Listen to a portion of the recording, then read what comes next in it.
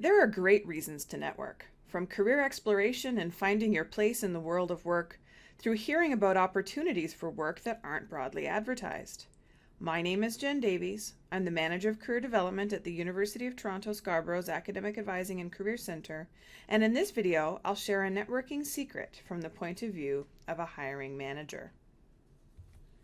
Networking has a variety of purposes, like making connections and showing people who you are and what you're interested in, gathering information and learning new things about an industry, a company, or a profession, sharing helpful information with your contacts, like trends in your field of study, managing your career by discovering what makes people successful in your field, especially learning about education and training requirements, and gaining awareness of options and alternatives, which assists with making good career-related decisions for yourself.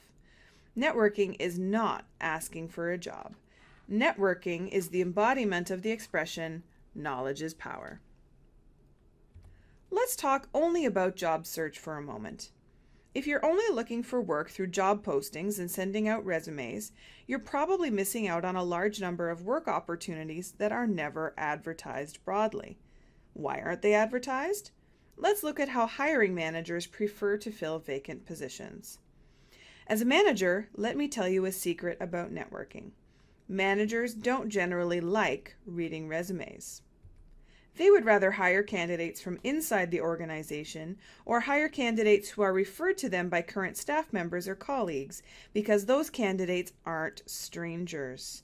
The manager can talk to people in their network to find out what the candidate is really like.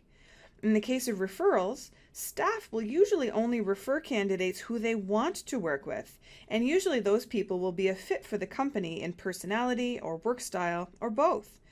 There will be few surprises for the hiring manager when their candidate comes from inside the organization or through a referral. If they have to look outside the organization for candidates, some hiring managers will use a staffing agency to find out if there are any tried and true candidates immediately available. If there aren't any ready candidates, they'll post a job online and collect resumes to read, but often the people behind the resumes aren't fitting candidates. That's why managers don't generally like reading resumes. It may not be a great use of time because the best fit candidates are hard to find that way. Now, as a job seeker, I love looking at job postings. They're easy. I have a resume ready, and it's easy to adjust my resume to fit the position or organization when I have a job posting to look at. I can sleep till noon and respond to job postings in my pajamas.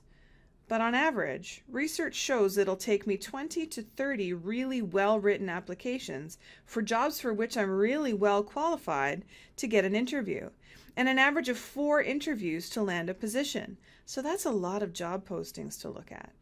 So I should also spend time connecting with staffing agencies and networking with family, friends, neighbors, and with people in my field via information interviews and professional association events to get those referrals from inside organizations that I'd like to work for. It's also worthwhile to take advantage of programs and events offered by the Academic Advising and Career Centre to practice your networking skills and connect with employers and alumni. How large is this pool of unadvertised work? An estimated 60 to 80% of job opportunities are not widely advertised, and roughly 1 in 3 people are hired through referrals. Large numbers of jobs are filled by word of mouth. Many employers say networking through their employees is more effective as a job search strategy than sending unsolicited resumes for getting their attention and interest. Most employers would rather hear about you from someone they trust rather than read your resume. Networking creates opportunities for people to talk about you in positive ways with people who make hiring decisions. How do I start? First, make a list of people you know.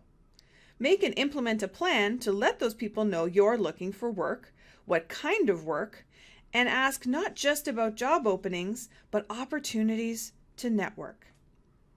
Learn how to conduct information interviews. These are opportunities that you create to meet one-on-one with people who can give you insider information and hints on breaking into your desired industry or company. If you make a great impression, they might even give you job leads. See our website for tip sheets on how to conduct information interviews. Work and volunteer strategically to meet people and develop skills that you learn are in demand in your preferred field. You can also meet people and develop skills via internships. Please see our tip sheets for help on finding those.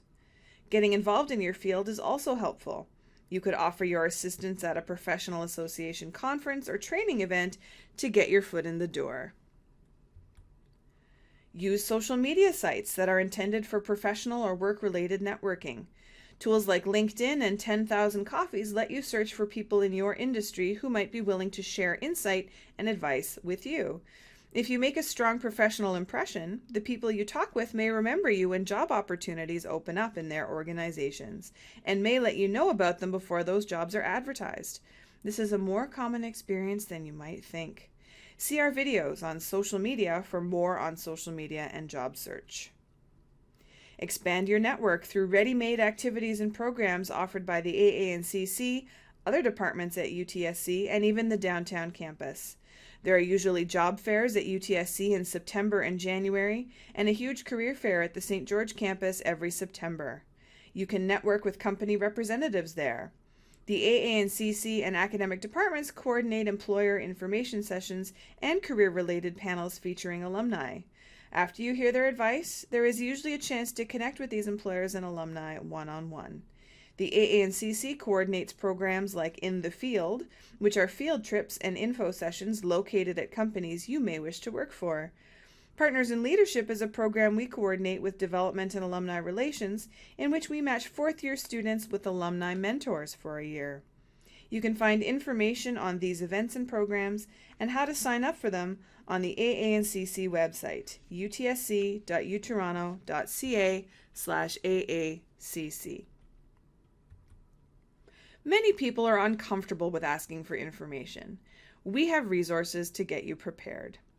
Review our networking resources on our website. They're laid out as preparation for our networking workshop, which we offer a few times each year to help you practice talking with people you don't know yet. Practice makes perfect, as they say. It's called Networking Working the Room. Please join us. You can sign up for this workshop and other events in cln.utoronto.ca under Events and Workshops in Scarborough. There are many reasons to network, from getting insider perspectives on the skills and knowledge that are in demand in your field of work, through hearing about unadvertised work opportunities. If it's true that knowledge is power, networking is your most reliable way to gather relevant knowledge about the world of work.